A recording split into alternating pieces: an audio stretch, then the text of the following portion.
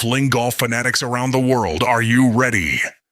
Welcome to the show that kicks in the door to the biggest World League Fling golf season yet. This is WLF Unleashed with the Hardcore Harveys, the official podcast of the 2026 World Fling Golf League Pro Tour. We're diving headfirst into the 2026 season, from the 4 major tournament events that define champions, to the regional battles where legends are born, to international pride on the line in the Britain's Cup. You want the inside scoop on WLF? We've got player interviews, venue breakdowns, and exclusive updates straight from the WLF commissioner himself. But we don't stop there. Whether you're chasing a title or chasing your first perfect fling, we're bringing you tips, techniques, and proven practice strategies to level up your game. Every throw, every round, every time. This is more than a show. WLF Unleashed is the heartbeat of the tour, the voice of the players, and the home of fling golf fans. All right, welcome to WLF Unleashed, the podcast. Sorry we're a little bit late. We had some technical difficulties trying to get some videos to load. Everyone's shocked by that, I'm sure. My technology prowess is unprecedented, so I'm sure everyone is shocked by that. But yes, so we got it now. So we are obviously we're happy to be here with you tonight, and we got a great show. We got a lot to get to. I always think we're not going to have enough to talk about, and then I send my wife the show outline, and she's like, it was supposed to be shorter tonight. So we're going to try to keep it shorter. I'm trying to be an hour. So Can we just start snapping at you? You need to be the time police. Okay. All right. So listen. So before we get into everybody else, I got a few things I want us to talk about, and that is number one on the list for me is the plank challenge. Yeah. So we're both we haven't planked today. I missed yesterday. I did, I will admit it. So I'll just go an extra day. I'll just bump up a day. That's disheartening. There's no tired like teacher tired. Oh, here we go. We're back to school now. And I'm a little bit grumpy. You are grumpy. Like I almost wonder whether I should even have you on the show tonight. Well, I'm here now. So you are here. All right. So what are we up to time-wise for tonight? So after the show, if we had more time, I was going to set up another camera and we were going to plank to open the show. Oh yeah? Yeah, so maybe when we get back from the time will be too long then. So But we do have plans to do video in Britain. We are going to do it while we're there, and we're going to do some videos. But yeah, so what time are we up to tonight for the plank challenge? 1:30. Oh, that's 90 full seconds. Yeah. I'm to the point now where I'm going to have to probably do some different varieties of planking, like the elbow thing. My elbows get to hurt. That's why I don't like. That's why I do high planks, because my elbows are not a fan. So we're going to be mixing it up tonight. But anyway, I do want to shout out Britt Hammond and Britt Marie Fitness, Balanced Britt Marie Fitness, for doing the plank challenge. It's actually been kind of fun. It is, and I actually just signed up for her to be my personal trainer. Putting a pin in it until we get back from. That's too bad. And we get back from Europe, because I will definitely not be. That's too bad for you. Yeah. Because I have a feeling I'm in for it. Yeah, I got a feeling she's probably not. She's not kind, but like the training's not kind. I mean, it shouldn't be.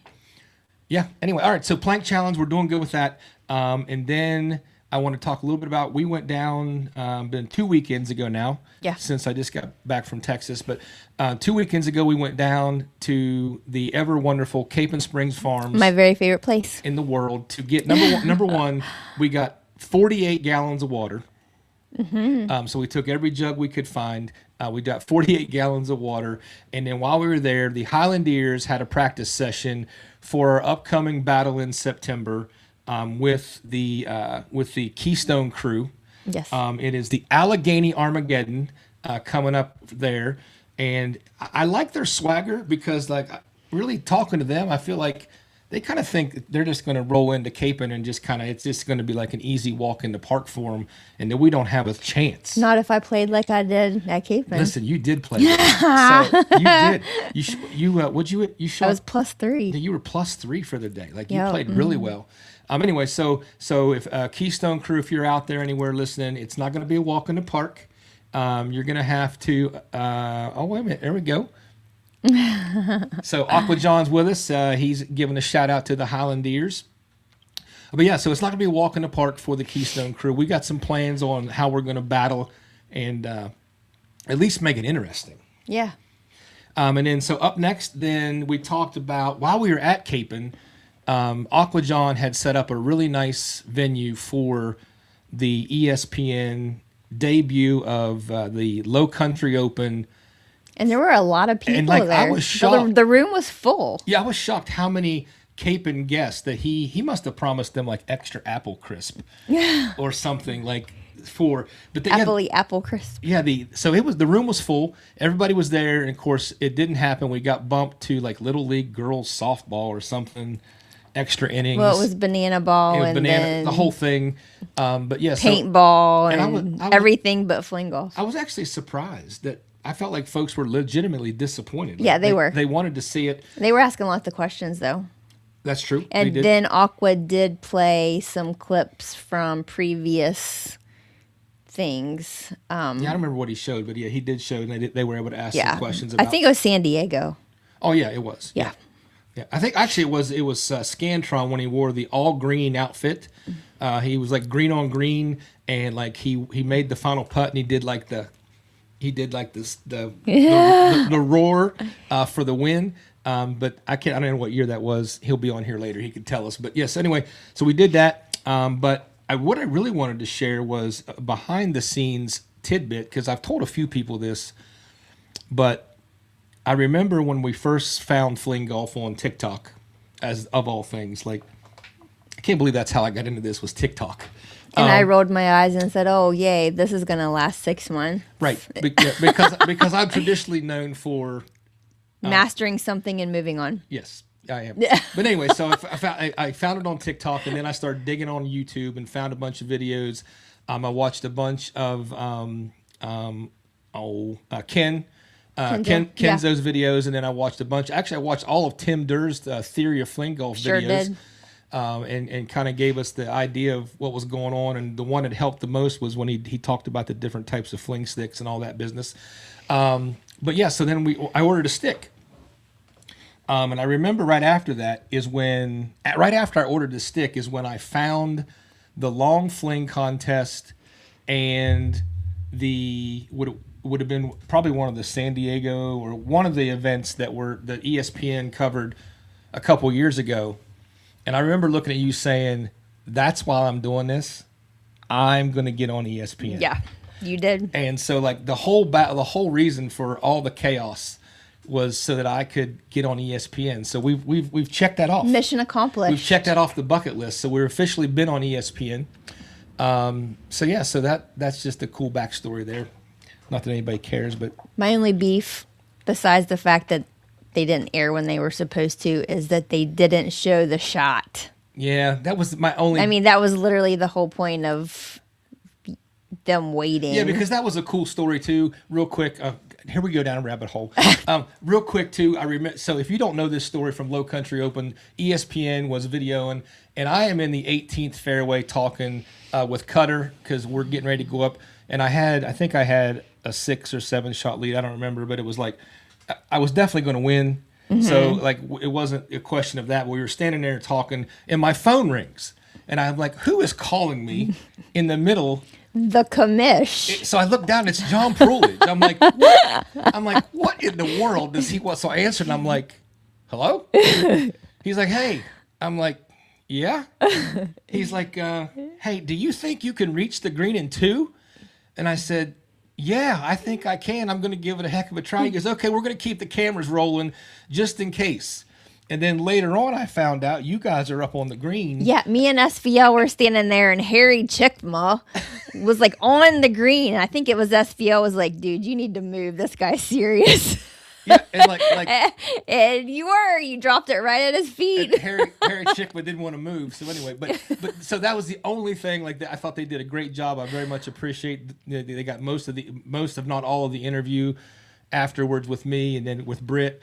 But I was really hoping just for the single shot, just Yeah. because of this whole story around that. So I don't know, Kamish, if I know you're listening, if you can at least get me a clip of the shot, and we can do something else with it here on the show or whatever. But so that's the backstory there. Or just for the sake of perpetuity. Well, yeah, because I mean, sometimes I feel like people are like, "Yeah, right, dude." So, all right. So what's up next? Oh, yeah, Hooter Hearing. the Hooter Hearing Open. So yeah, we went The what? the Hooter Hearing Open. So when the Texas Regional Series started a while back, it was kind of like going to be in Texas, and I didn't know at the time that Hooter was going to that Jacob Hooter was going to be one of the people that were going to put on an event. So they had the first couple, and I really was trying to go to the first one, but it just wasn't going to work out in terms of timing and everything. So when I realized then that they were going to have one later on, we kind of decided that I was definitely going to try to make that trip. So we were able to pull that off and get down there. So we're going to talk briefly here about the Hooter Hearing Open. I got a couple special guests that are going to join us for this next segment. And our first guest, I'm looking forward to a lot because it's the first time that, other than just kind of at I think half of a practice round in South Carolina, that I ever actually got to play with and actually got to ride in the cart with Partee or Titus Harder, part of the Harder brothers, or you call Tater 1 and Tater 2. Tater 1 and Tater 2, as you call them. So we're going to bring to the show right now and welcome first-time guest Titus Harder. So Titus, welcome, man. Oh, hold on, my bad. I got you unmuted now. Welcome, Titus. Hey, good to be here. How are you, man? All doing good. So Titus, so yeah, you got to be with everybody down at the Texas Hooter Hearing Open. What was your thoughts of the event?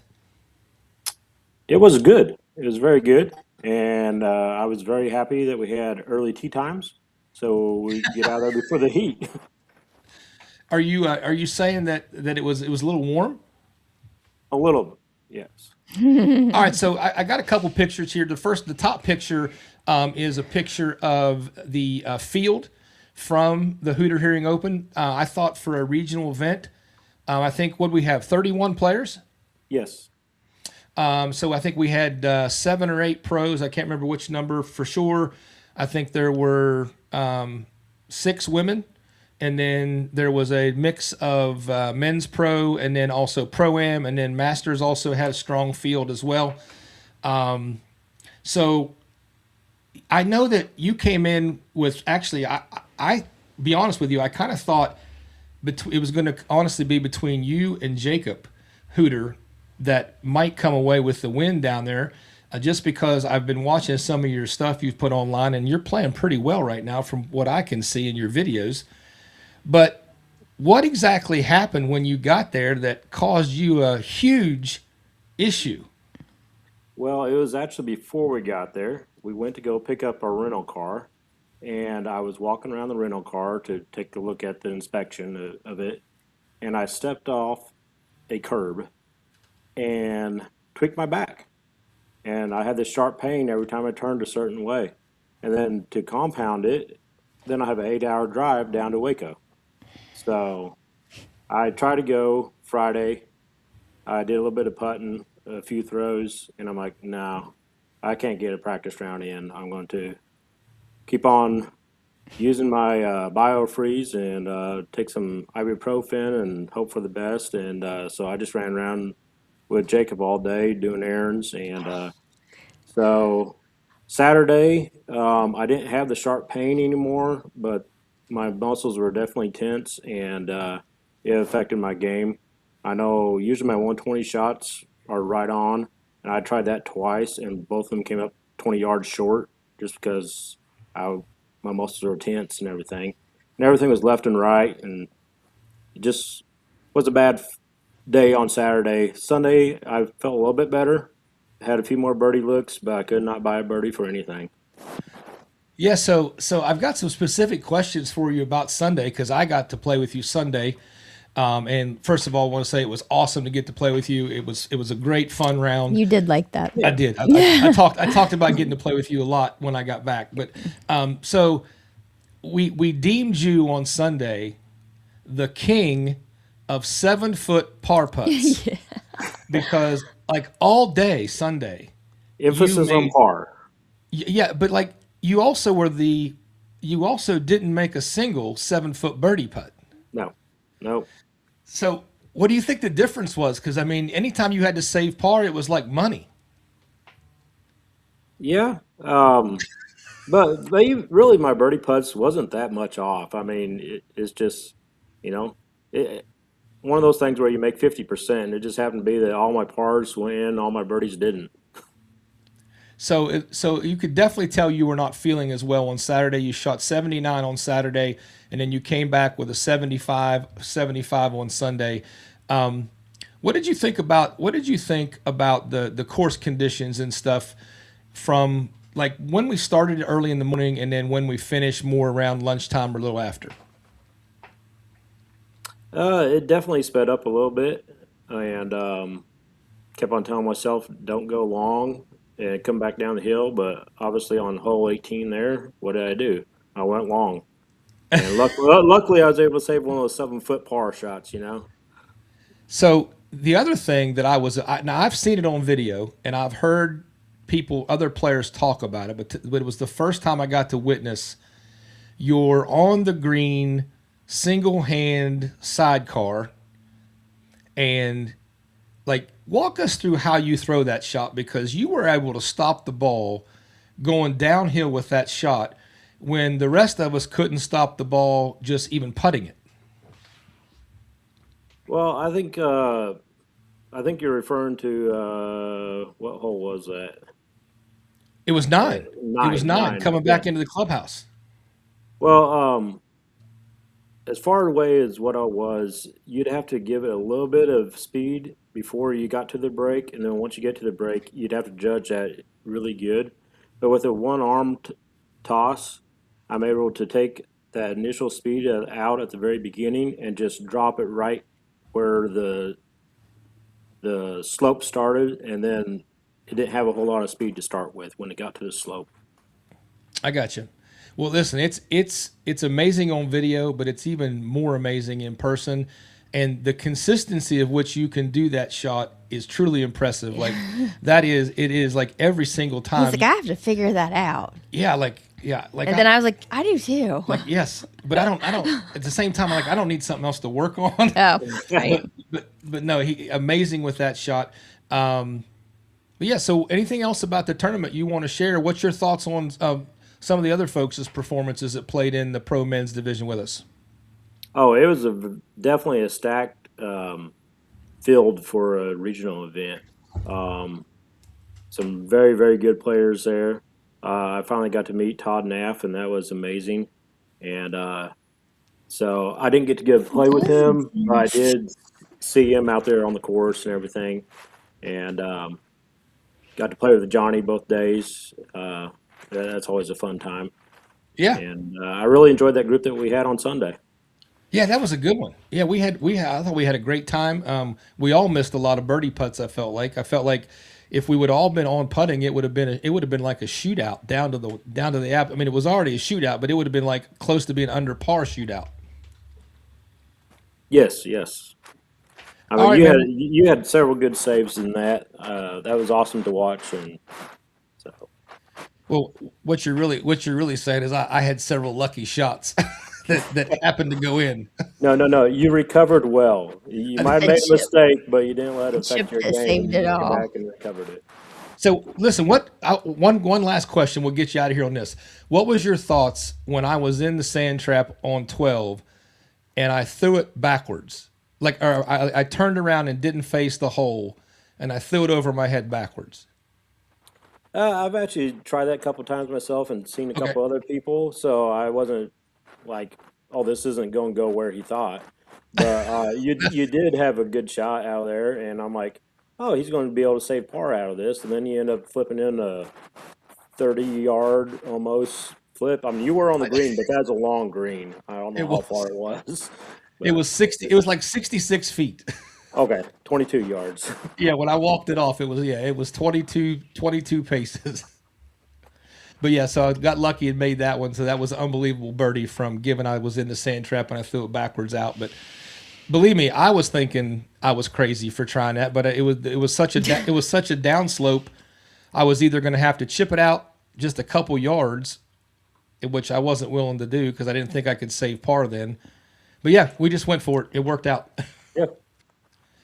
All right, listen, man, we appreciate you jumping on here with us. I know that we want to, while you're with us, I want to give a shout out to Tim and Austin's show tomorrow night because Showtime Theory or Fling Golf Theory with Showtime because they're actually featuring you tomorrow night as one of their guests to talk specifically about the Britain's Cup.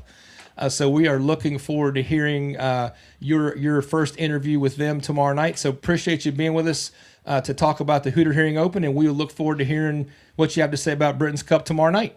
All right. Thank you. Thanks, man. All right, so why we transition here, there's a couple comments. One particular I want to share. I know, like Todd Naff just became my best friend. Yeah, so right here, so Todd Naff says, why does Taylor not get her pro props when you're? So listen, I changed it. I actually changed it. He did, and but it did. I don't know. work. It didn't say. I must have forgot to hit the save button. Musta. Yeah. But Todd, listen, she was actually in the she hasn't played through the Texas series yet, so the rankings there are a little bit different because like you and I are considered. I would be a pro or an amateur there. Yeah, Todd and I were considered amateurs in the Texas series, so we're not sure. We're not sure if or when we'll ever lose our pro-am status there, but yeah, he's definitely one to he was always asked me about that. Let's see here, we got Daniel Perdome, that shirt in the top photos. Oh yeah, so cool fact about this, he played golf shirts that matched his golf balls. Oh, so the print on his golf shirt actually matched his golf ball. So if I can real quick, see, this is how the show ends up going forever. You're like, yeah, who are we going to blame? Yeah, so right here, this bright shirt here. Was the color in the front row. No, not only the color, but like the speckle pattern and everything. Oh. Like the ball and the shirt matched. So, well, that's fancy pants. Yeah, it was pretty cool. So, all right, so here we're going to, let's get back here. And we're going to bring on our second guest for talk about the Hooter Hearing Open. And that is none other Mr. Obi. Obi himself, Backflip Birdie.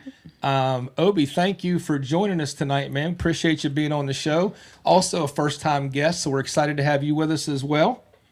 Yeah, thank you for having me, guys. Absolutely. Look, he's repping out. I know, right? I should have worn my USA hat. That's terrible. Yikes! I don't even know where it is to get it for you. I know. Anyway, all right. So Obi, Texas, the Texas Regional Series, the Hooter Hearing Open. You honestly, Saturday, we're all messaging each other like this thing's over. Like in the first 9 holes, you were 2 under. I got to be honest. At the end of Saturday, I was like, "Oh, Obi's taking this one home." So Obi, tell us about your Saturday, man. Yeah, so Saturday I started out pretty hot. Had a couple birdies. I think 3 and 4 started out with birdies, and then just kind of played solid after that. I was 1 under at 9, feeling pretty good, but that back 9 just tore me up. So playing with Jake Anderson, the back 9, he kind of turned it around as well. So we had a very good battle out there on that first day. Yeah, so let's give Island Hopper a shout out because I had to actually apologize to him at the end of day 1 because I didn't even realize what had happened because I stopped watching the score. Like I kind of got frustrated with missing some putts and I felt like I was already taking myself out of the whole thing. And we're going to talk about that later, dear. Just be patient. You'll get your chance. But yeah, so I kind of stopped watching the score. And when we came in, I'm like, is Obi still 2 under? And they're like, no. Like he and Jake and Todd Naff are tied. And I'm like, what?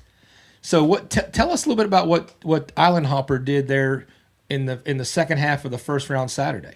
Yeah, if I remember right, I believe he was 4 over on the front nine. So he did have a couple near misses, just very small here and there. But that back nine, I mean, he had a lot of birdies. I think he had 3 birdies on that back nine. He shot 2 under on the back nine.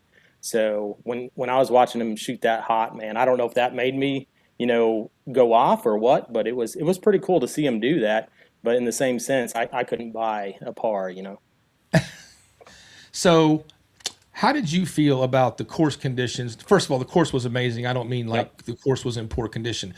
The I was most shocked by the difference from when we went off at 7 and by the time we started finishing between 10:30 and 12. Yeah, I mean, definitely a lot. It sped up a lot with that heat, and just the downhill putts. Like I think some of the other people mentioned, just brutal. So I told myself, don't go long, don't be uphill. And I mean, I caught myself up there way more than I ever wanted to be. So Yeah, you it said the was, same thing. Yeah. Yeah, yeah, so I felt like if we could have all, because I felt like we were all saying very similar things when we talked after the rounds, that if you were above the hole, you were just hoping to save par. yeah. I mean, it was very difficult putting down. You kind of almost, just guessed at what you were doing as far as speed at that point. And then sometimes I would even leave it short because I'm like, I don't want to run it too long. And then at that point, you're just asking for trouble. Yeah, the worst scenario to be in was a downhill putt, of which you also left short and gave yourself a second Yep. downhill putt. Yep, for sure. Like that was like it was almost guaranteed 3 putt right there. Right. Yep. I had a few of those for sure. So I was also surprised the size of the greens. They were huge. Yeah. We had some very large greens, and I'm like, well, I'm on the green, but I still have about 40 feet to go. So Yeah. just some very large greens out there. Well, listen, man. So on Sunday, then you played in the final group with Jake and Todd Naff. You guys all went off at +2, and my question is, Saturday was the first time I'd ever got to play with Todd, and I played with him at the Hooter Invitational last year, but it's the first time I ever played with him in competition. What is your thoughts on his abilities? Yeah, I mean it's absolutely amazing. So I mean, right now like my shoulder still hurts, because it was fun to see him throw, and unfortunately, he was teeing off before me a lot of times, and I was just like, at least get it out there so far so you can at least see his ball. So my shoulder's sore still from that, but no, it's amazing to see how far he can throw and just the sound of his stick when he throws. It doesn't even sound the same. No, So it's a completely different swing. absolutely, it was amazing to play with him. Great guy, but just to see that talent and that speed of that coming out of there, it's incredible. So the last thing we're going to talk about here is Johnny Sands. I know you were in the group behind us, but Yep. on Sunday when we came to 17, we kind of got jammed up where basically we were all kind of stacked up on the tee boxes together. And so if you don't know this, 17 was closest to the pinhole for the pro men, Yep. and the hoop man threw a dart. Like he threw one in there, like it was honestly I think it was honestly 3 feet. Wow. And Yeah. and we're all thinking, okay, the hoop man, he's like, I'd really like to win this because he had just missed a couple. So yeah, real quick, the hoop man, you and I talked about this previously. He probably actually should have won this thing. He had so many birdie putts. Like he put himself in such great position all day long Sunday, and I'm talking about underneath the hole, 6 to 7 feet away for birdie looks, and he burned the edge of the hole. Like I don't know how some of them didn't go in. Like I did basic physics. I don't know how they didn't go in. But he just he missed so close time after time. If he'd have made half of his birdie putts, he would have probably won this thing. Yeah, I mean, I can imagine. I mean, I feel like I was in that same thing, like you said. There were several of them just near misses, but I can imagine him missing those, and he probably got a little upset. I would say, I don't know for sure. Yeah, I don't know. He might have got upset. I don't know. There's no video evidence. That's right. All right, so on that same hole then, so shout out to Hoot Man, great event. You put on an awesome event, Hooter. And again, I still think you probably should have won it, but the putts just didn't go in for you. But then on 17, you throw one to 3 feet, and then Johnny Sands steps up and throws one. He bounces it short, it hops on, and it rolls up. And if you remember, the wind was blowing right against us. It was blowing right in our face. So it was blowing the pin towards us. And when we got up there, we realized the entire pin was actually leaning in the hole. And his ball rolled up and hit the pin and just bounced off to 3 inches. And we really believe if the pin would have been upright where the wind wasn't pushing it, we think it would have went in for a hole in one. And like, so he took Hooter out of the closest to the pin. And then unfortunately, Hooter also missed the 3-foot birdie putt. With which then we all watched him walk over to the 18th tee by himself. He didn't want to ride. He wanted some alone time. He probably just needed to think about that. I've done that. So, and then also, just so you know, we were coming up 18, and I had stopped looking at the leaderboard because I had kind of melted down a little bit on like, I think it was like, wasn't 10, it was 11, hole 11, where I thought it was one of the easiest holes on the golf course. And Gonna be honest, that's where I quit watching for a while. I double bogeyed 11, took a 6, and just I saw. I melted down. I texted my wife some stuff, and then she started yelling at me on the phone. But anyway, so I stopped watching the leaderboard. I had no idea, and I told her my only real goal, to be honest, was just to either be tied with Hooter or somehow beat him, just so I could have like a little bit of fun bragging rights with him. And so I get up there and I par 18, and some of the other Masters guys come down and they're like, if Obi doesn't birdie, you're going to win. And I'm like, what? Like, I had no idea that you guys had dropped a few strokes behind us, and I had picked up a couple. But then, so coming down 18, you had a chance, right? You were close. Yeah, so I was actually one behind you going into 18, and I did miss a 4-foot putt on 17 as well. Very similar to, Jacob. I mean, I was right there at the pin, just missed it about an inch to the right. But I didn't know your score either. I knew Jake and Todd was one behind me, so I was feeling pretty good about that. But he goes, "Hey, do you want to know where Jeff is?" I was like, "Sure, why not?" And he goes, he's one ahead of you. And I'm like, "Oh, okay." So I'm like, well, let's see if I can get a birdie here, right? So I threw it in on my second shot. I was 12 foot below the pin. Imagine that. I'm like, all right, 12 foot for a birdie, and just went past about 2 feet. So, It was what it was, No, I was totally oblivious to the fact that had even transpired. And my wife called me, and she had sent me some corrective suggestions. I call it tough love. She had sent me some tough love, telling me to get my head out of my butt and stop feeling sorry for myself. Wow. So she calls me right after I finished, because I guess the F popped up like for final score on Golf Genius. Yep. And she's going, "Well, what do you have to say about yourself now? What do you have to say now?" Like, I don't have me. And I said, "What are you talking about?" And she's like, "What do you mean? What am I talking about?" She goes, "You just won." And I'm like, No, Obi is still playing. Like, nope. And apparently you guys were done, but hadn't put the scores in yet. So Gotcha. I saw it first. So it was the weirdest congratulations phone call I've ever gotten, because she was yelling at me as she was congratulating me. Yelling is a strong word. I would definitely give her some credit for that, because if she wouldn't have called you those few times, you may have fell apart. I listen, and that's we all have things that we're not super proud of, that we don't do well, and mine is that I know it. I can get the spiraling out of control with getting a little down on myself, and she used to tolerate it and like try to kind of baby me through it, but now she just hits me right in the face. Yeah. Either play or come home. Yeah, that was basically you were like, "Why don't you just drop out?" All right, man. So listen, Obi, congratulations on a great tournament, man. You shot 74 both days, super consistent, +2 both days. And again, everybody knows it could have been 4 or 5 players there, couple putts. couple putts go a different way. Any one of those guys could have won it. But again, congrats on a great event. And the only thing I do regret is we didn't get to play together. Yeah, that would have been cool. If you had shot one better the first day, we could have played together. Well, no, I blame Commissioner Prulich for not putting me in the final group. He said only guys that shot +2 are worthy to be in the final group on Sunday. He said that. So In the green room. I actually used it as motivation. I'm like, oh yeah, Commish, I can't be in the final group. All right. But anyway, all good fun.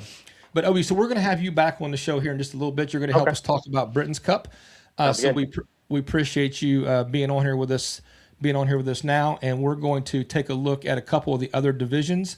Just hang out here and talk to me about those as well if you don't care. Oh yeah, sure. All right, so let's talk about the men's amateur group.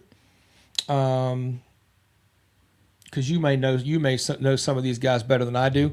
So John Mark, great guy. Got to meet him for the first time over the weekend. So this is actually Delwyn's son-in-law, correct? I don't know him too well. I believe that is correct. Yeah, I think it's Delwyn's son-in-law. And then Tommy Vohas was in second there. Dan Pardome in third. Justin O'Neill, Eric Cantu. I mean, he played basically one leg. He had a torn meniscus in his knee. Yep. But anyway, so those guys put on a show also, and John Mark was super excited to get the win in the men's amateur division. What's his handle? Birdman? Birdman. I don't know the backstory to that, but is Birdman. And then in the women's division, Mamacita came and she put it on them. Finished at +21, and then Joy Hooter, of course, the sponsor, one of the sponsors of the event of Hooter Hearing Open, finished in second, and then Kimberly Engelman finished Ozone Kim. She's the one who had the oil in the bag, right? I believe, yep. 03 or whatever it was. And then Susan Cagle, shout out to her. It was her first event. We had kind of given her a hard time at the last event about why she wasn't playing in Pennsylvania. And so she played, and then Laura Scott finished in fifth as well. So we had a good showing for the ladies as well. I know that my wife would have liked to have been there. Mm-hmm. One of us has to work. And then, listen, yes, you need to work. All right, so then in the Masters division, Chris Lowmiller finished at +1, and then Eric Seeger from Savannah, Georgia, is also in the Masters division in WLF. Finished in second at +5, but he was actually the first pro master. He got the pro win, and then Chris was in the amateur division. And taking nothing away from those guys, but I do want to mention that the guys that were playing in the amateur division were still able to count Reggies. So in terms of total score, it's a little bit deceiving where those scores were with and without the Reggies. But again, still great showing from those guys. Leo Weidman finished in third. Jim Cagle, that's his third event where he's been in the top 5 in a row. Mike Weber, French Scott, David Valet, and Delwyn, and then Kevin Albers rounded out the top 9 there. So any of those guys that you can comment on, Obi? Yeah, I mean, a lot of them I met for the first time, but Jim Cagle, he lives near us, probably an hour and a half away. He's been to a couple of events, but man, whenever he has a good game, he has a good game. So he's out there practicing all the time. So I see that he could improve very quickly. Nice. Yeah. Anything else? Any closing comments on the Hooter Hearing Open or the Texas Series? Have you been to more than one? I can't remember. Have you been to another event down there as well? No, this is the first one I was able to go to, but an amazing event. Shout out to Hooter Hearing, Jacob, and everybody else that put it on. It was a great event. Always good to see people and meet new people as well. So it was an amazing event. Obi, listen, appreciate your time, and again, hang with us. We're going to have you back here in just a few minutes. All right, I appreciate it, guys. Thank you. All right. So up next, we're going to talk Britain's Cup, and we've got the commish with us. And commish, welcome to the show. I mean, I know you're normally first, but we felt like we needed to get that out of the way, and then we're going to spend the rest of the show talking about Britain's Cup stuff.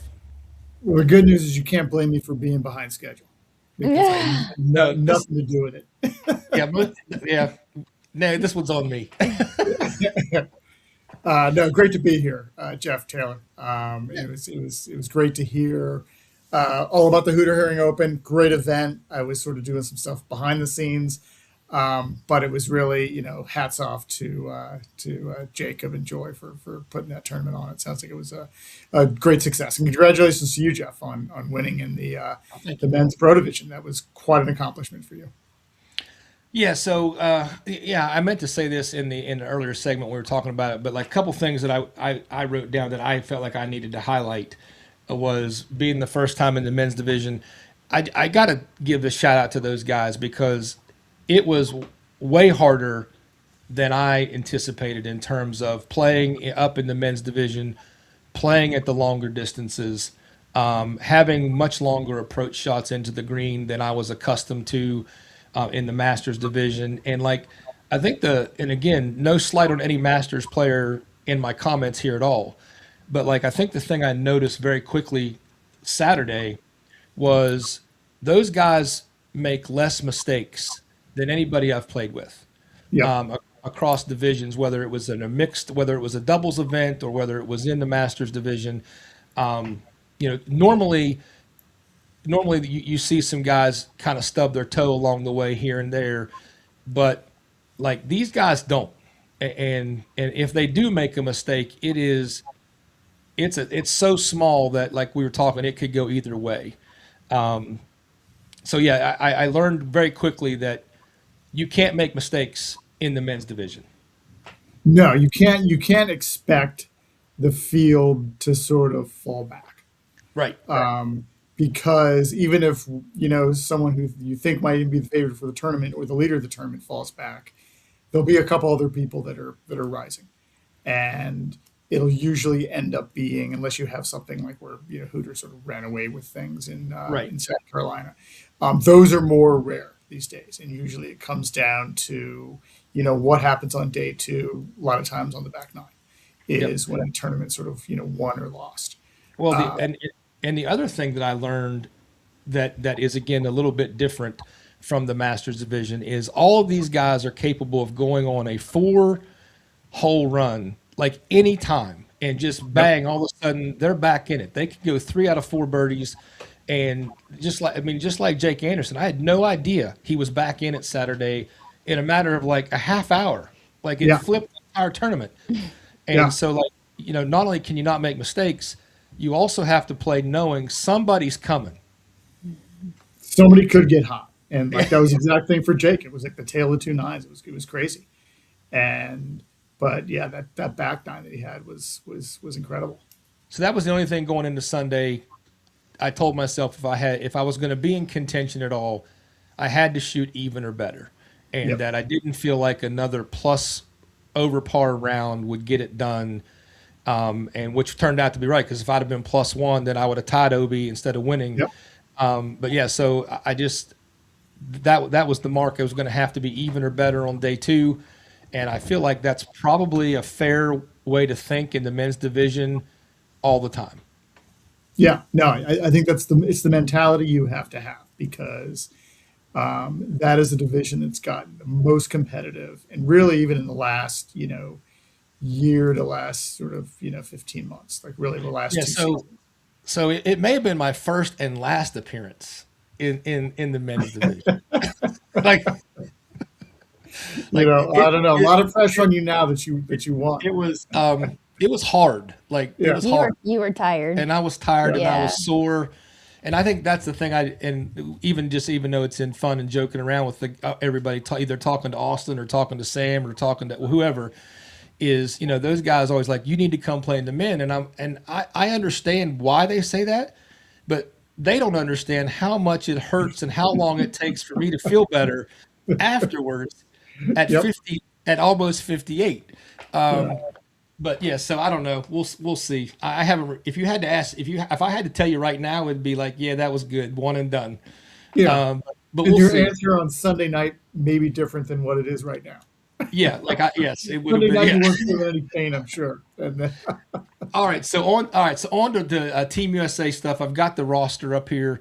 Wanted you just to give a couple comments here, and we're also going to, at the same time here, we're going to add in. We're also going to add in SVL, our team captain. He was able to join us tonight as well. So I know SVL is joining us on his anniversary, I believe. So he gets high marks. He gets high marks for. Hold on. All right, there we go. All right, so here we go. All right, SVL, welcome. Hello. Hello, How sir. how are you, sir? I'm good.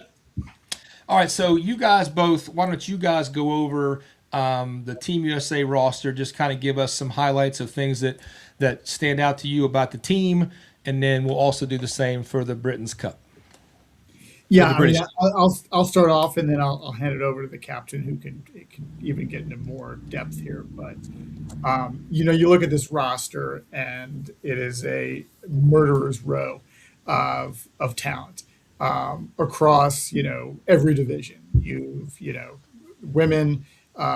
You've got your top three players. Masters, you've got your top two players, and then throughout with all the men, it's they're all top 10 players. A lot of experience there.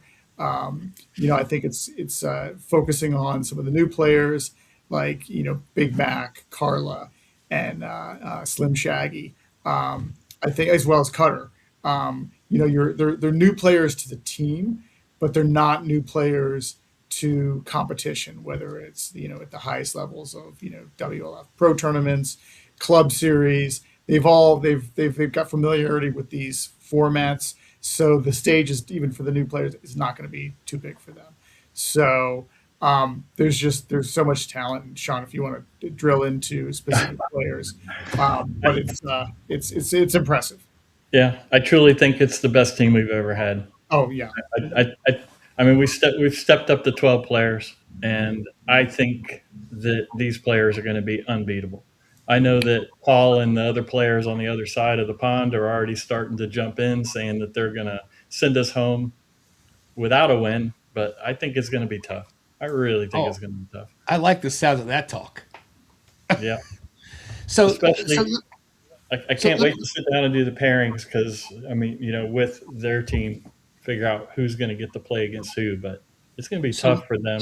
let me ask you guys a follow-up question, and this isn't about maybe this particular group, but you guys making comments like this is maybe the strongest group or strongest team we've ever had. Like, how do you attribute that to the growth of fling golf, or like what do you think might be contributing to being able to say the team continues to get better year after year?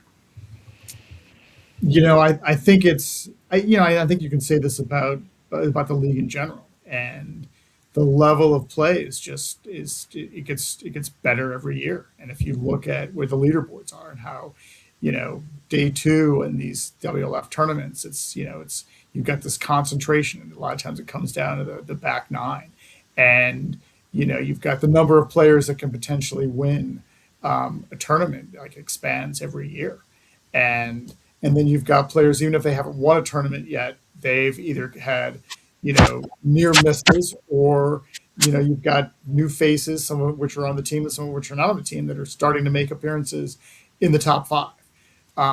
So that leads to even more depth on the team.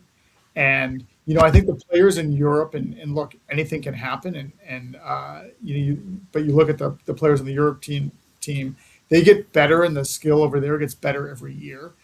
The problem is that we keep expanding the team, and also the depth and of the U.S. team, and just the overall skill of the U.S. team gets better every year, and potentially even by a wider margin. So it's not that Europe isn't making progress, and you can't necessarily look at the scoreboard to measure that, but the U.S. team does not let up at all, and it's a really sort of seasoned veteran group, even for the players that aren't necessarily, that may be playing in the first step. Well, speaking of that, we've got Team Europe roster up. SVL or commission, you've kind of already gotten into their growth as well. What's your thoughts? What's your thoughts on their team for 2026? It's going to be interesting because you've got a lot of players that haven't played for the first that are playing for the first time in the Britain's Cup. So there are a lot of sort of unknown entities, which could be helpful in the sense that they've got a nice mix of they can lean on the players that have the Byrons and the Jamies that have on the men's side that have played in several Britain's Cups, have experienced this thing, have won points from the U.S. team, as well as you look at their ladies. You've got Annabelle and Molly, who also have experience. Annabelle, this is going to be her third Britain's Cup, which is phenomenal. But then you've got new players like Leah, who was actually, if I remember the story correctly, I think she was introduced to fling golf at the Britain's Cup last year and played in the sort of pro-am. I don't know if that was the first time she played fling golf, but it was really her first association with a lot of the players. And she's just sort of taken off from there, gotten her whole family involved. As you can see, it's a family of fling golfers that it's going to be a really interesting addition to the squad. And then you've got another one to call out is Theo Hall, who also has got a pro golfing background, so comes in with a lot of golf skill. While it was on the team last year, has only gotten better in the last year. So that's going to be interesting to see the strides that he makes year over year. And then also other people like Robert Tolan from Sweden, making the trip to Bournemouth, and it's going to be he's put a lot of work into his game. It's going to be interesting to see how that translates into the actual competition. Yeah, So Rob, Jake Anderson jumps in there and says that he thinks Annabelle is definitely getting a point this year. She's hungry. You know what? She's going to be going up. It's going to be mixed doubles for certain, depending on how the four ball and the foursomes shake out. But I wouldn't be surprised if she got an individual point. But granted, she's got to get that from Britt, Amy, or Lala, and that's going to be tough. But So I here- think she can certainly do it. She's got the ability and she's got the talent. So I think whoever she plays, it's going to be a marquee match. So Captain SVL, here's an interesting request here from Jake Anderson also. He says, I only have one request. Paul versus Austin. that I have no idea what day Paul's playing, so we're gonna have to figure that out when we get over there, Jake. Now here I hear Robert Thorin, and I'm probably saying it improperly, and I apologize ahead of time. I mean, he regularly shoots par or under par, so I Really? think he's going to be very competitive. And 3 years ago, Annabelle played like a seasoned player. I mean, very composed for her age, and I think she's going to be tough to beat this year. But Well, I Amy- know the ladies aren't going to, Amy, it's going to Amy be Lewis. something to Amy watch. Lewis disagrees, SVL. She says it's not going to happen. Awesome. I agree. She's coming back I'm to the just saying, trash she's talk. gotten very Exactly good. what you should be saying. Yeah. All right, so listen, we're going to transition to Kamish. You did some hole analysis because we wanted to talk a little bit about the course, particularly, and we've actually got two more guests that are joining us. So we're bringing Obi back as well, but then we also have the man who probably knows more about this golf course from Team USA than anybody in Scantron, Sam Scannell, because he actually was over there for extended period of time. I think he played this course almost every day. So we're going to get his analysis on some of the holes as well. But Kamish, walk us through what kind of analytics you did here as we get some stuff queued up. So little analysis that I did, and by did, I mean that Claude really did all the work here. And it was actually pretty impressive. I loaded the data. I think I had a really hell of a prompt, but then it spit out some interesting stuff. So sort of scrolling through this, and then we'll get into the actual holes. They had hole number 4 is the hardest hole, but I had them sort of do several layers of analysis because that's when you look at basically, this is all from 2025 data. That's when you look at all the players. And really, so you're looking at individual and four ball, excluded foursomes because it was alternate shot. And I thought it was going to distort the data. But the interesting thing is you can break it down by team. And hole 6 was actually a harder hole than hole 4 for Team USA. Interesting. And this is something that I'm not going to go through sort of everything here, but I'm going to provide this to both captains because it's broken down from, like, you can look at it from, all male players' perspective versus female to see if you come up with a different answer. For them, 10 was actually a harder hole overall. But then you can break it down into, okay, just actually USA females, it was actually a different story. Same thing with, I think a few things sort of bubbled up from this. And I think the holes we want to look at, we've got them, I think you've got them loaded up. But the first one to start with is 4, which is overall the hardest, but it's not necessarily from a Team USA perspective. It was still one of the harder holes if you look at it from a USA perspective, but it was more down sort of in sort of 6th place if you look down here. But I think since it's going to be, I think a thing to look at is it may, for some reason, be harder on the Europeans. It may be an opportunity to actually take a point take a hole from the Europeans. So I think it's worth looking at as sort of the first hole that we look at. And then I think we look at 6 as well. Those are 2 to sort of focus on. All right, just give me just a second here. Yep, I got hole 4. This is where my technical skills begin to deteriorate a little bit. So, all right, so here we go. We're going to transition over. We got hole 4 here, and let me get it going. There you go. So we've got the tee box on the right hand side under the trees. Quite a tight par 4 running up. And there's white stakes all along the right hand side to protect the golfers coming up, so that's all out of bounds. Big river stour on the left hand side, lots of trees and shrubbery, so you want to avoid that. 2 fairway bunkers, pretty much slap bang in the middle of the fairway. You're going to have to play short of that, or if you're long enough you can go over that to leave the approach shot into the green. A very, very tough approach shot coming into a very small green. But because it's a short hole, your second shot shouldn't be too long, so it's definitely gettable. That's Byron, isn't it, John? Yeah. That is Byron, yep. All right, so let's get these 2 former veteran players in here. So based on the hole description and your previous experience, Sam, jump in here and give us your in-depth knowledge. Yeah, it's actually funny we're picking this hole first because the first year we were there was a little controversy that we had to call Alex over to get an official, like, is this ball out of bounds or not?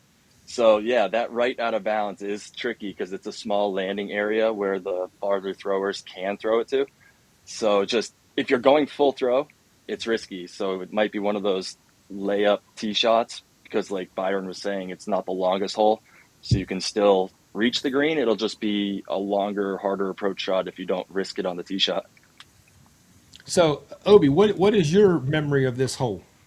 Yeah, I mean, like he said, I don't remember how far those sandbucks are out from the tee shot, but you do have to be careful. If you're, do a low stinger, you could run it right into that sandbox, or if you go right, like he said, you could be in trouble as well. So maybe just pick where you want to shoot from and a short hole. So I think it's doable, but just be safe. Yeah, and there's room to the left of those bunkers, but off the tee box, it's very, like, there are a lot of bushes close to you, and then it kind of opens up. Yep. So, you definitely want to see your landing place a couple times and try it. All right, so then hole 6 is go ahead, SBL. No, just kidding the guys. Throw lefty. Right? Oh, yeah. Oh, Big Mac's got a good landing spot there. Yeah. All right, so Commission, anything else on hole 4 before we go to hole 6? No, I the only thing else on 4 is because of some of those out of bounds areas. I think that has, at least for Team Europe, they were having issues with that, which I think then boosted their score, which is why it became sort of the hardest hole for them. But I think we switch on to hole 6, which for Team USA overall, and especially the men, was the hardest hole. All right, let's take a look at hole 6. It's a very interesting layout. Super long par 5 now. This is stroke 1, which means it's the hardest hole in the course, hole 6. The fairway is protected by 2 trees initially as you start. You can see the first one's just a little bit on the right hand side.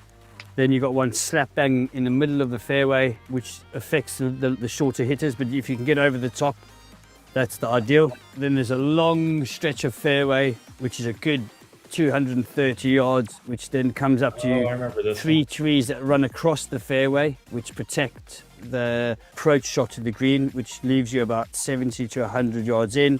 Then there's a bit of up and down terrain as the approach is onto the green, so you do need to get the ball all the way up to the green if you possibly can. There's no bunkers protecting the green, but again, it's not a massive green to hit. The only real trouble is there's trees behind the green, and the green slopes off of the back, so you don't want to go long on this hole, that's for sure. All right, so what's our thoughts on hole 6?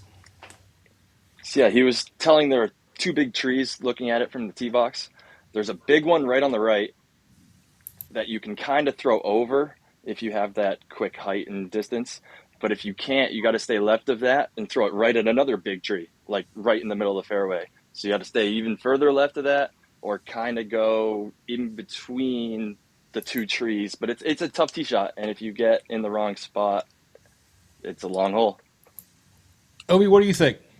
Yeah, I mean, on this one, it is a long par 5, and I don't think there's any reason to try to be a hero off the tee. Like he said, No. Just get a good placement shot off the tee, avoid those 2 trees, and then get a good second shot in.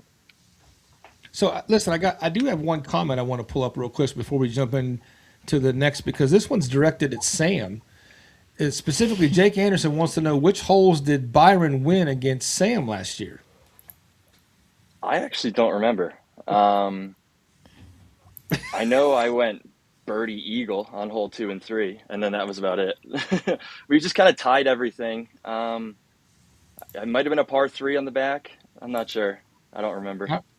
All right, well, listen, Jake Anderson has a question, and I'm going to save, because there's actually a specific segment in our show here as we wrap things up here in a little bit that is about his exact comment. So, Jake, I'm not avoiding your comment, but it's going to be perfect segue into the last segment we're going to do. So, all right. So now we've looked at a couple of the trouble holes. Commish, what are we going to look at? Are you going to put back up the analytics, or do we need to do that? No, I mean, I've got them. I can just talk to them. If you want to Okay. go into, do you want to switch to easiest holes? Yes. Which holes should Team USA look at, kind of flexing their muscle and count on scoring? Yeah. So the first one to put up is hole 14. And this one is by far the easiest scoring hole. And I think one of the reasons for that is this is the one hole that it's traditionally on the course a par 4, but we made it a par 5 because of where we put the tees. But it's certainly a scoreable par 5. So it's going to be interesting to see. This is where you're really in a match. And it's sort of perfectly positioned to either help someone close out a match or help somebody come back, because it definitely has scoring opportunities. So if you've got that video, I don't want to jump you there. Nope. That ready to go.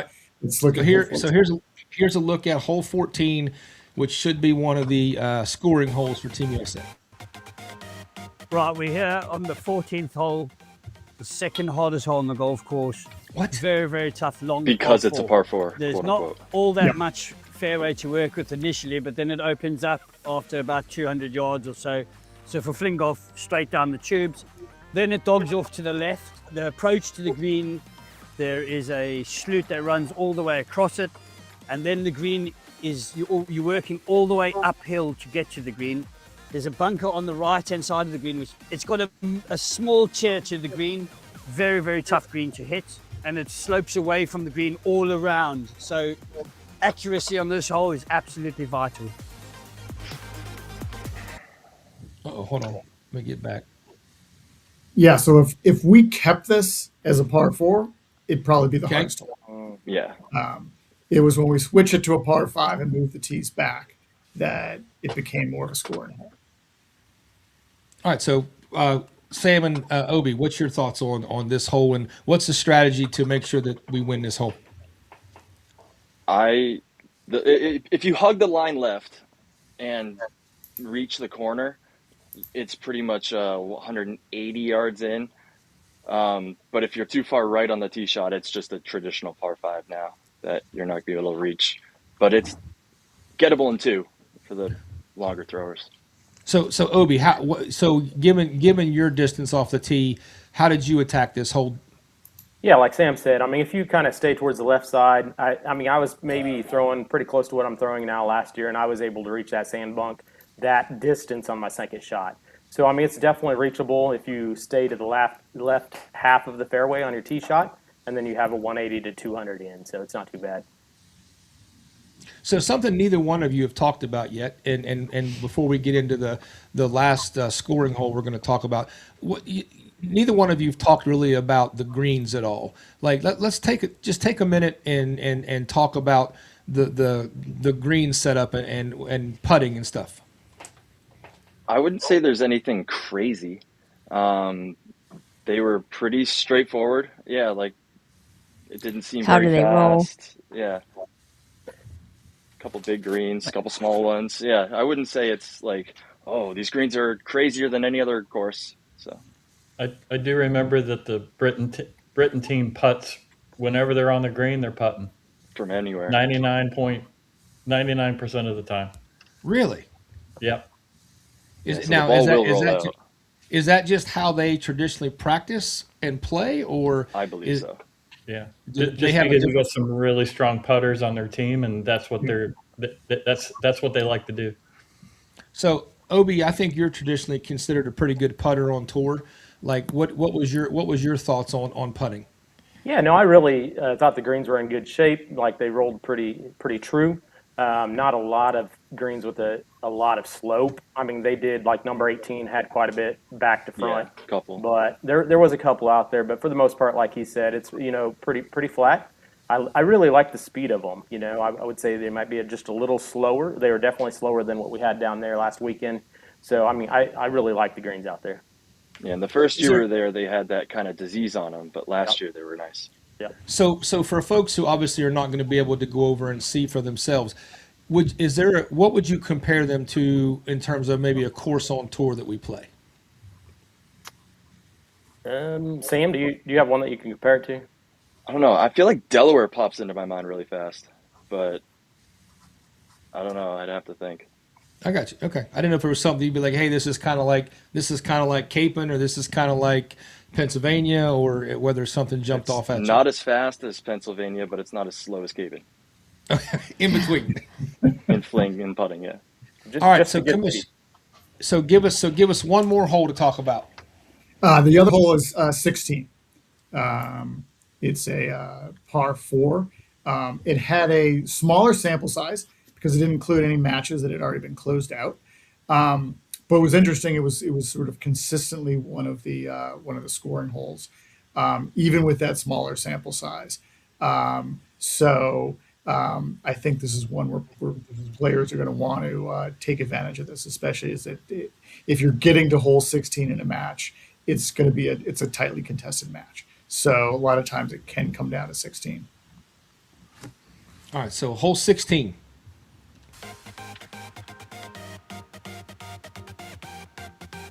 So 16th hole, you have to go over a sloop that is very short on.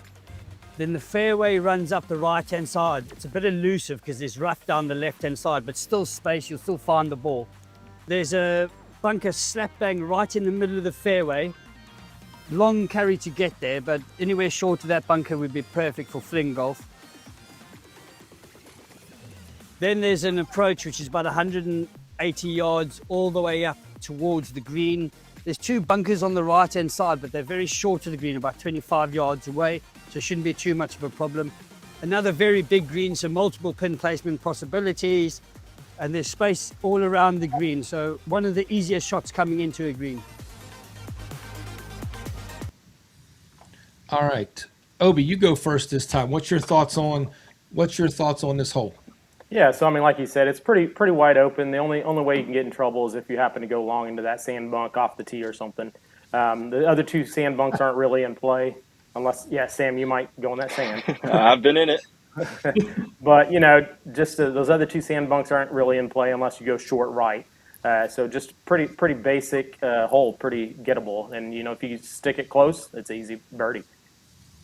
All right, SVL captain. Anything jumped off on any of the holes we've talked about so far that you have any extra comments on? I apologize. I can't remember that second hole we reviewed with the 4 trees in the way. I remember that green does slope away quite a bit. You almost got to land it short of that green. Otherwise, you're going off into the woods. Right, guys? Maybe towards like right on the edges, but Right. yeah.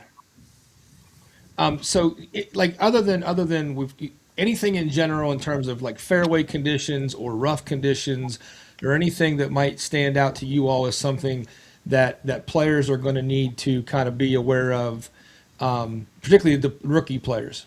There aren't many like trees in between all the holes, but there's long grass. So if you're outside the rough, it's very tall and it's going to be tough to find your ball. I got you. Obi, any thoughts? Yeah, no, I mean, like you said, there's a lot of tall grass if you get off the fairway, off to the side. But other than that, it's pretty basic as far as finding your ball. Just stay close to the fairways, and it's pretty doable. All right, Commissioner, I put your stats page back up.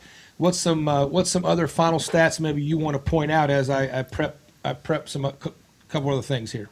Well, one of the interesting thing is you can also look at this stuff from a different perspective, which is we looked at sort of average, hardest, easiest holes, but this shows you actually what holes decided were the most sort of decisive in terms of not halved, and they went one way or the other for either team. So you've got 14 in there. Not a surprise because I think a lot of that was Americans being able to birdie that shorter par 5. But hole 3 and 9, which didn't show up on the harder or easiest list of holes, but both of them, 2/3 of the time that they were played, one team won it over the other. They were not halved. Whereas if you go all the way to the bottom of the list, hole 16, which was an easier hole, was easier for both teams. But it didn't actually provide a huge opportunity to win the hole because of the fact that like 90% of the time it was halved. And so it was, I think it's a pretty straightforward hole, but it doesn't necessarily mean it's a hole that you're going to have a great chance of necessarily winning it. So sometimes these stats can be deceiving. Whereas hole 9, I feel like a lot of things, and this is more anecdotal, covering that hole last year, there was, I do remember that being one where a lot of matches might have turned on that. Or a team that had sort of been on a hot streak, everything sort of changed on hole 9 because that was one of those holes that was just, it was always in play, and for one team or another. And it changed the momentum of a lot of matches. All right, so I've kind of repositioned our graphics in terms of our cameras here. You're supposed to look like the Olympic rings. Nice. Not intentionally, but that's pretty cool. I accidentally made the Olympic rings. That's all right. All right, so the analytics showed one thing. So like OB, Captain, SVL, and Scantron, are there any holes that you feel like are holes that you'd want to talk about that maybe the analytics didn't play out as being difficult or scoreable holes that you feel like we ought to mention? It's been Like 2 I years. guess, yeah. Go ahead. Comments. No, go. Oh, Go ahead, Sam. I think that I lost my train of thought saying you can go. So if you know what to say, go ahead. I don't because I can't remember every hole. Hole 10, that second teeing off on right in front of the practice green there. There's a ravine, or it's not really a ravine. Byron calls it a sloot. There's one of those that you kind of need to get over on your second shot. So if your tee shot isn't long enough, you might have to lay up. But that's another hole. If you go for it, you can kind of cut the corner and have a short approach shot for a birdieable hole. But So that's what what is came to my mind there. That what is sloot. what does this comment mean? Watch for those snap bang sleuths at Eiford. Yeah, the sloots. What is It's that? just that little ravine like Oh, gully the thing that Yeah. comes ravine. across. Yeah, Yeah, they call them. I don't know. I thought he was that's what talking it's about called. bugs. Obi, what do you think? Anything jump out at you that No, not really. Other than seeing them on the video that you guys had, a lot of it was kind of, until we get there, I'll remember all those when I get there, but really not a lot that stood out to me. I mean, just play your normal throw down the middle and be strategic with your distances off the tee if you have anything in the way, and it'll be just fine. all I right, so do remember I've got one specifically. oh yeah, go ahead, If you Sam. want, yeah, it's hole 7. If your tee shot isn't left enough on hole 7, it's a dog leg right, so the woods there kind of stick out, and the green is tucked around the corner. So there have been times where if you don't stay left, you got to go up and over all the trees, or kick out and waste the shot. So 7's tricky. All right. Anybody else? All right, so I've got two closing questions, and one I'm going to do the easier of the two first. So Obi, actually no, Captain, I'm going to ask you first because I know you've been involved over several years with this or been around this event. The Britain's Cup team as well as the U.S. team all have several rookie players. What is some maybe advice you would give to a rookie player coming to this event from either team that's never participated before? I don't have a good answer to that question. Other than you talked about it a little bit earlier in the segment that playing against the other players, you just don't know. They're right there behind you. I mean, you just can't make mistakes. I got You you. you have to be on your game.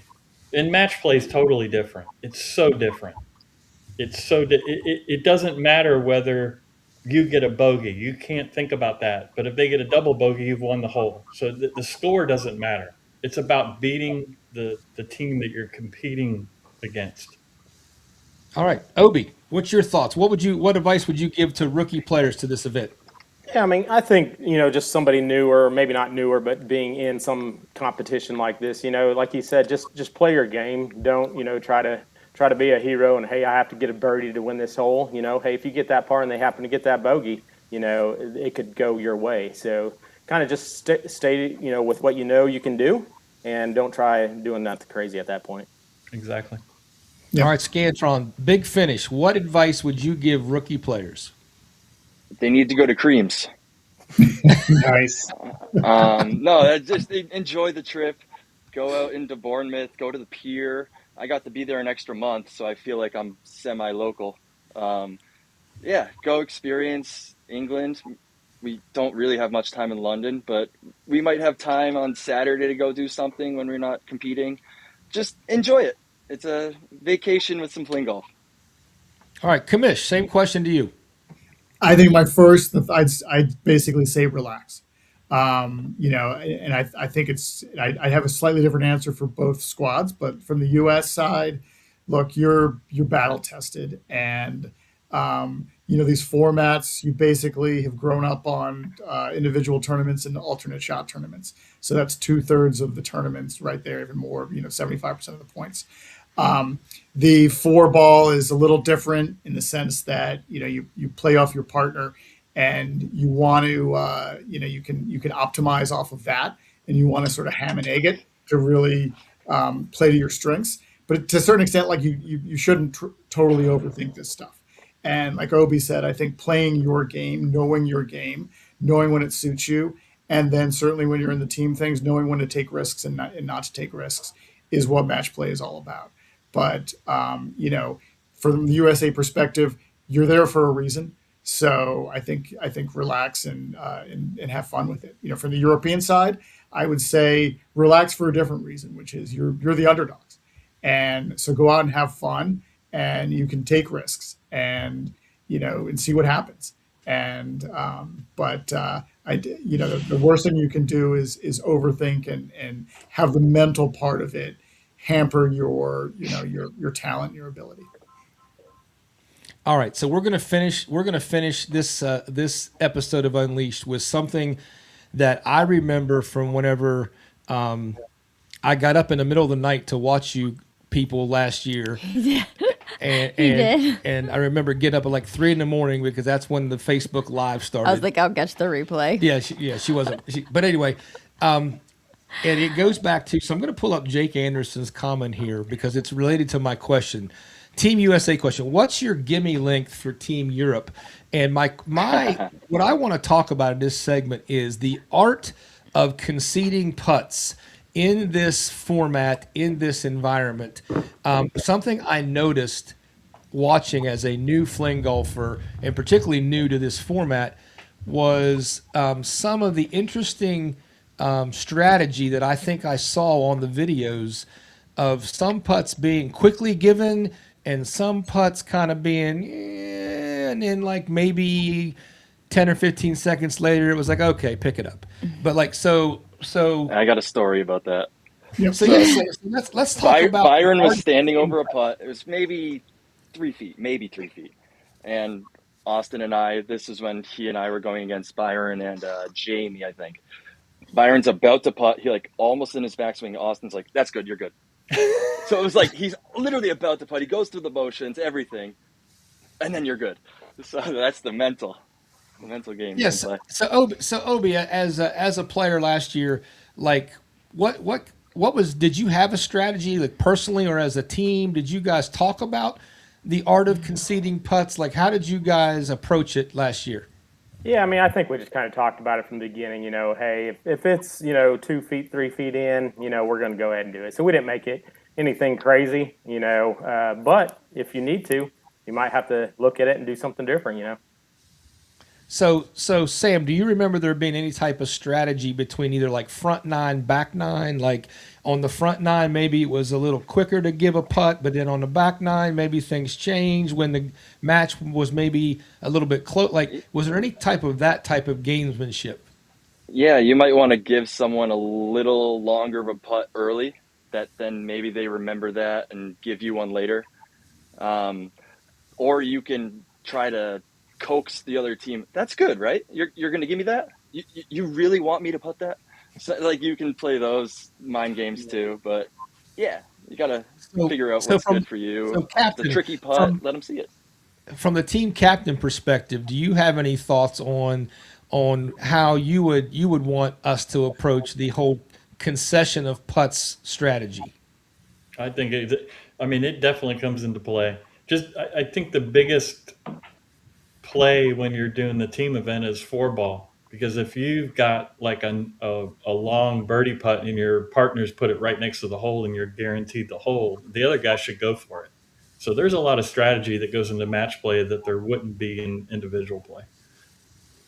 I got you. So was there ever a time, this is really for Obi and Scantron, was there ever a time where you just had a gut feeling a guy was going to miss, so you didn't concede the putt? Maybe not off the top of my head, but yeah, there might be that vibe where he's been struggling with some previous putts and you want to see him actually make one, even if it's probably one he makes 9 out of 10 times. Yeah, I got to see this one. Yeah, I mean, I think there was a couple for us. We, if they were up above the hole putting down and we saw how they putted downhill, I do remember a couple times we're like, no, let's go ahead and finish this out. So, but you got to be careful though. I don't like to give putts that will win them the hole, even if it's like a foot and a half. I want to see you beat me. I'm not just going to give you the hole. So, I got you. Little things like that, but that might get under their skin. Maybe that's what I'm trying to do. All right, so Kamish, your thoughts on you've watched from behind the microphone several times. Yep. This how did you see this playing out? I saw a lot of this, and it was always interesting because for me, hole number 1 is always the tone setter hole, and either side can sort of take that advantage. And I saw it happen, some very different results. I saw times where like first hole it was not conceded, and sometimes it was made or missed, but it was, I could see the other team's reaction, and it was like, oh, it's going to be like that. You're not conceding that. Well, okay. And if you don't concede that putt on the first hole, like it could come back to haunt you. and it's gonna be a battle all day. Other times it was, you're basically buying yourself goodwill. That doesn't mean you should necessarily go and concede a long putt on hole one because of that, but it does set a tone, and you may want to set a different tone. Like, from the European perspective, if you're the underdog but you're confident in putting abilities, it may be that you don't want to concede a putt on hole one and make the U.S. team, make that 3-4 footer, and see what happens, and let them know it's like, you're going to have to earn everything out here.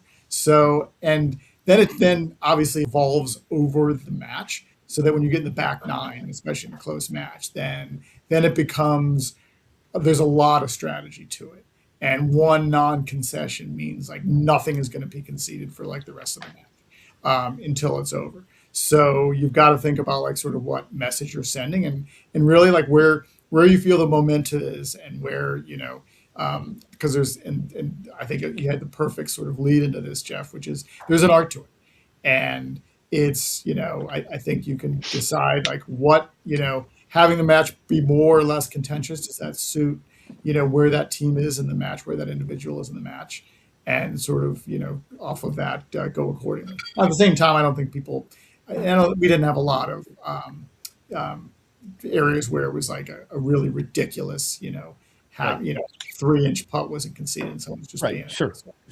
But, so Scantron and Obi, did you see the concession of putts change from like Thursday in the beginning of the event, and then by Sunday, whenever it was in the individual play, like did you see anything change in terms of the maybe the kindness of how quickly putts were given?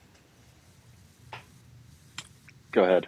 Yeah, no, I mean, I don't think I really saw that particularly, but it might have happened in certain matches. I really didn't see it myself on any of ours. Yeah, I couldn't say either way or the other that, giving all the pucks at the beginning and nothing at the end. But no. All right. Last question. We're going to finish up here. Obi, what are you looking forward to the most? I think just getting to hang out with all the Team USA members on top of their team as well. Just an amazing event every year. I love all the WLF events we have here, but going into those, it's a little different. Next event I go to, of course, I'm going to be thinking, is Jeff going to beat me by one stroke? And, or maybe, hey, hopefully Titus falls apart so I can maybe beat him one time, something like that, but no, being serious, it's just such a special event over there, getting to hang out with them on the course, off the course, as well as our team, just all week hanging out there with them. So that's what I'm looking forward to. All right, Scantron, what are you looking forward to the most? Yeah, kind of what he said. You almost have more fun off the course than on the course. So enjoy everything you do, really. Yeah. All right, Captain, the first year of a non-playing captain, what are you looking forward to the most? Oh, just getting to be with the team and witnessing some amazing fling golf. All right, Kamish? Yeah, I mean, I'm looking forward to the whole thing, but I do think those moments where, even within each team, the bonding, especially Team USA, because I normally just see the members there in ultra competitive environments, and then seeing them play as a team is special. But then it's the interaction between USA and Team Europe, really after the match, like as well as like during the match, and even though these are hotly contested, there's a lot of camaraderie going on within the actual match, but then even more so after the matches end, and some of those sort of bonding experiences between the two teams, and for the greater fling golf is really what I think is the most special part about it. Well, I think what we're looking forward to the most is last year we had to see it and live vicariously through you guys.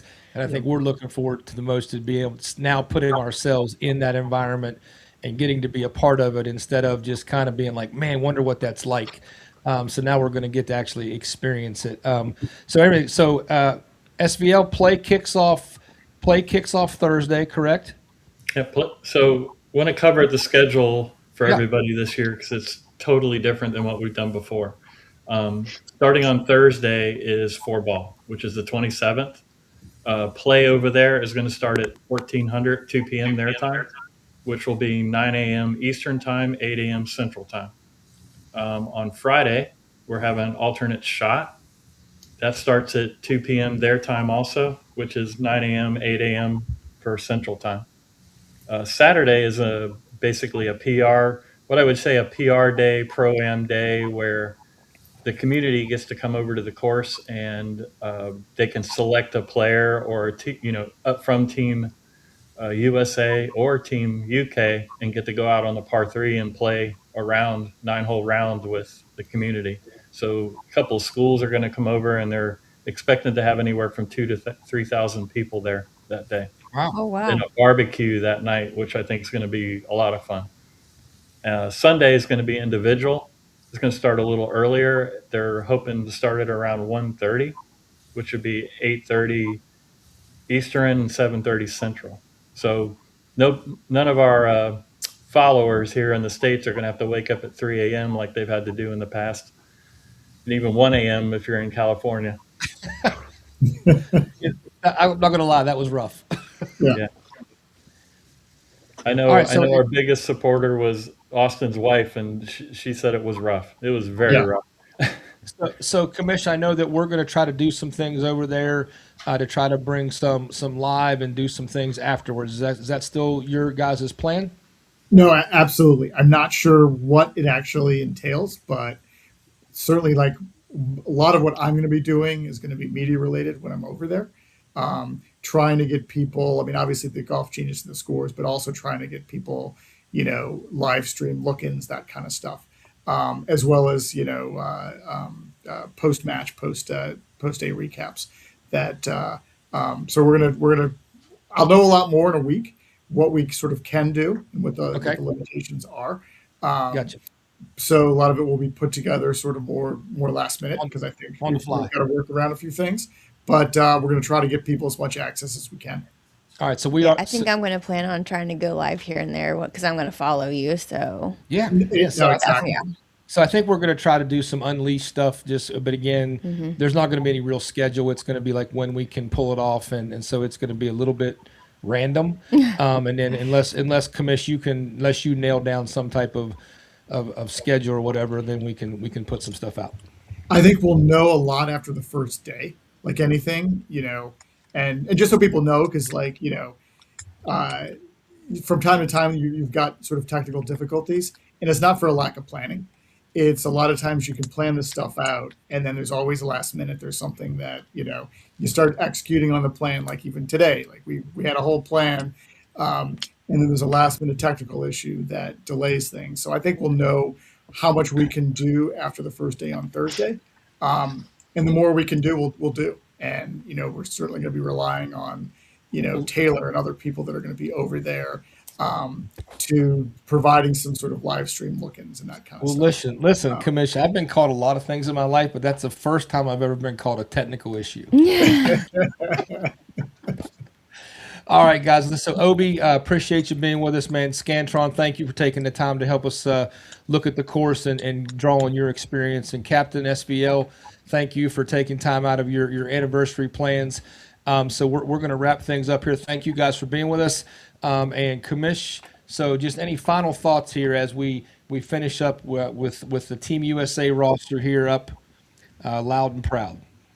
No, I mean, I think it's going to be once again, it's going to be a special event, and I hope people tune in, and we're going to hopefully provide a bunch of different opportunities to check in, but also once again a shout out to the entire Fling Golf community for both sides of the pond for supporting the sport, and in particular in the U.S., all the people that supported Team USA and the fundraising efforts. This is the sort of culmination, and this was what it was all for. And I can't thank everybody enough. And I'm really eager to see, meet a lot of new players on Team Europe and see how they do. Because the minute I get off that plane, I'm Switzerland, and I'm rooting for both sides. All right, Commish, thank you again for joining us tonight. Appreciate all the back work you put in on the statistical analysis and getting the videos prepped for us, man. That was a great help. No, absolutely. My pleasure, Jeff. Thank you, Jeff. Thank you, Taylor. Another great podcast in the books. All right, we'll see you next time. All right. Take care. All right, babe. So Hey, that was the fastest one yet. I know we were close to an hour and a half. It was just a couple minutes. That was my fault. We started late. Well, that's true. It's still the time's Yeah. still the same. Yeah.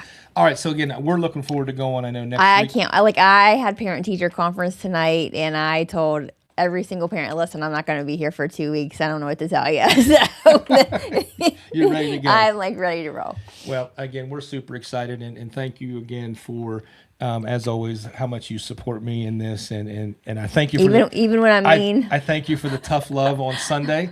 It really did make a difference. It really got me to snap out of the funk I'd got myself in, and so really, it's our win because because I mean I don't think I would have come out of it. I was really You were deep. I really You were deep. I really went deep in the negativity. So.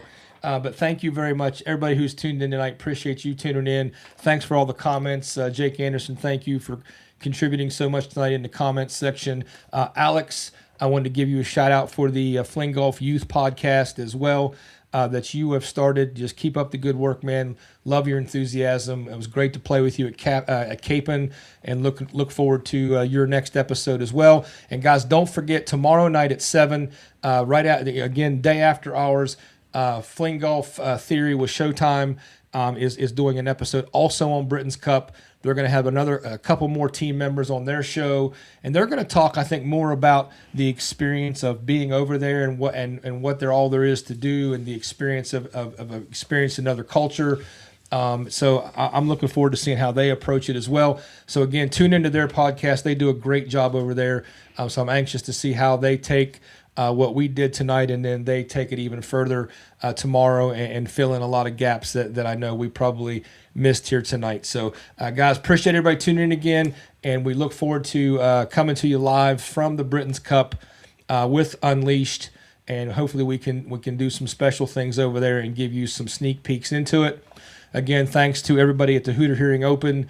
Thank you, Joy and Jacob, for an amazing event. Thank you for everything you did for the players. Appreciate also all of the Texas Regional Series players. I mean, what a supportive, awesome group of people down there. They were genuinely excited to see us there and participate. And shout out, listen, I don't want this to come off wrong, so nobody misunderstand what I'm saying here. Shout out to all the old guys down there. And I just can't tell you how much it meant to me, how excited they were for somebody in our age group to be successful in the men's division against the greatest players in the world. These guys are truly, and again, like, I don't by no means think that it was that we just went down there and just beat everybody. Like, You did not. There's a lot of You things, worked for it. There's a lot of things that went our way, Yeah. and could have easily went the other way. And Obi could have won. Jacob Hooter definitely could have won. Todd Naff could have won. He's won those down there before. If Titus doesn't get hurt, Titus could have won. Jake Anderson put an incredible back nine in on Saturday. If he would have continued that, he would have won. So again, we recognize, and I also want to recognize that there were a couple also best players in the world who weren't there. Oh, for sure. So like, it wasn't, we don't have any delusions because we were successful. We are very happy to be in company of those players, and be considered to be able to have the skills to compete at that level. But again, we're not, we're realistic. Right. So anyway, so thanks everybody down there. And again, shout out to the old guys down there for being so excited for another old guy. We appreciate that. And thank you everybody for all the follow-up comments and text messages and emails in support of our first win in the men's division. But like I said, if you had to ask me right away, I don't know that it won't be our first and last appearance in the men's division, but I'm not saying we won't dip our toe in either. It's just, we had a long trip back. Took us a lot longer to get back than anticipated. Because all of our flights got It canceled. seems to be how it goes. And I'm just kind of tired right now. So now is a bad time to make any decisions. Right. But we're looking forward to Britain's Cup first. So we want to check that off our list of things we'd like to accomplish. So guys, thanks again for tuning in tonight. And as always here at WLF Unleashed, hardcore out.